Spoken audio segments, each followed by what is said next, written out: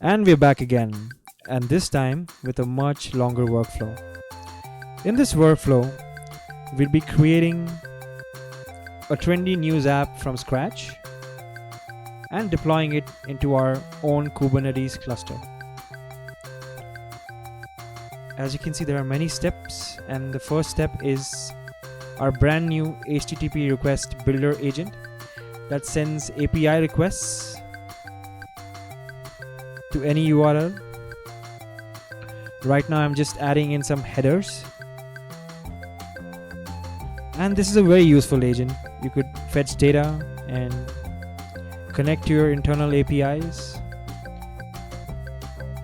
Let's save and move on to the next building block. That's a GPT agent. You must have seen this in the past.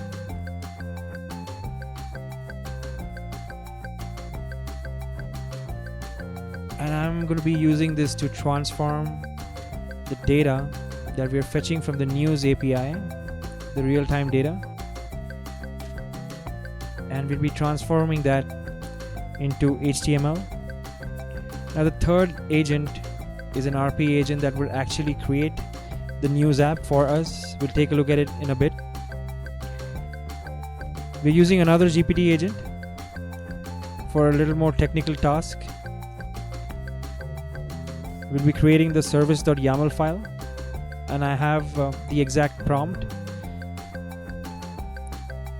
with the details in terms of how I want the agent to create the file for me. And we have the RP agent that would actually perform the task.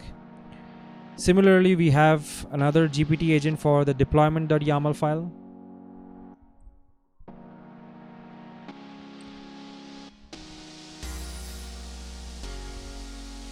And all of this is going to be executed during runtime.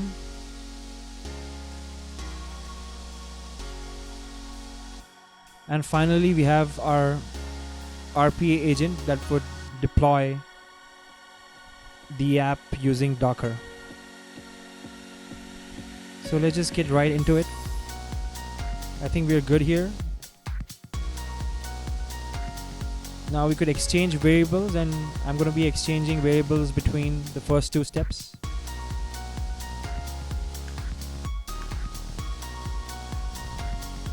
Let's finalize and move on.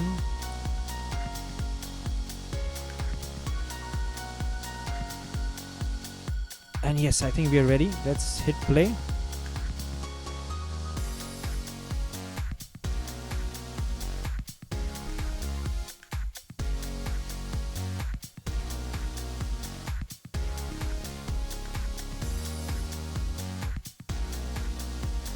Now the RP agent created here is writing code for the HTML app. I simply added all the specifications and requirements.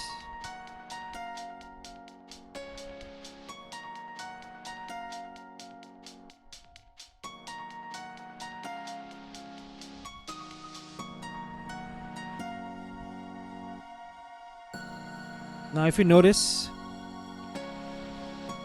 there are some issues with indentation, but then we'll be fixing that in the future.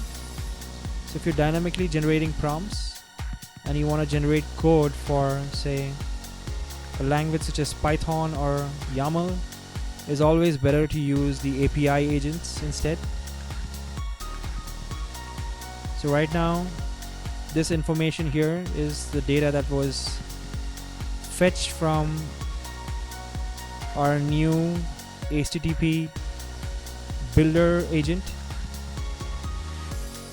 So this is real-time info from the news API. Now it's adding all the service.yaml and deployment.yaml files.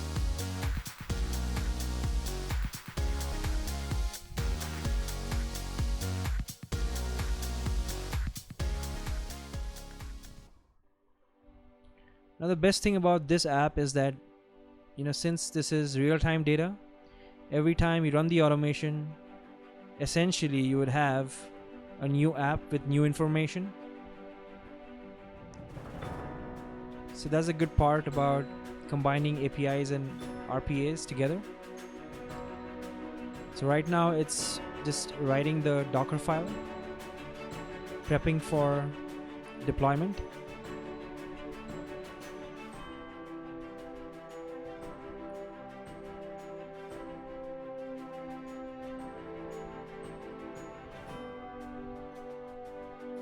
And we already have the cluster up and running.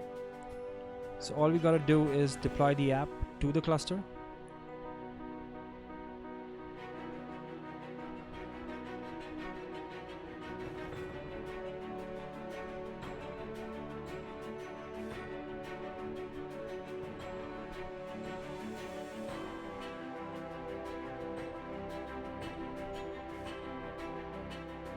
Now this is a much more technical workflow than we have seen in the past. Goes to show that we could use the platform to perform any sort of automation. Alright then, yeah, I think we have all the steps completed. Let's take a look at whether the app was deployed or not. If I could remember, it was on 30,055.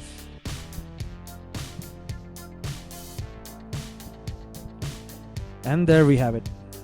We have the app and we have an actual running clock along with some live links and images. Let's click on the link and see if it works.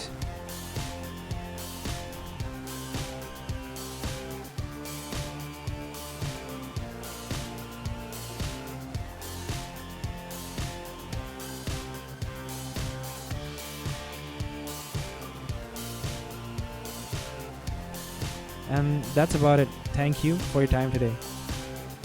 The music doesn't seem to fade away, so let's just do one last thing that I always wanted to do.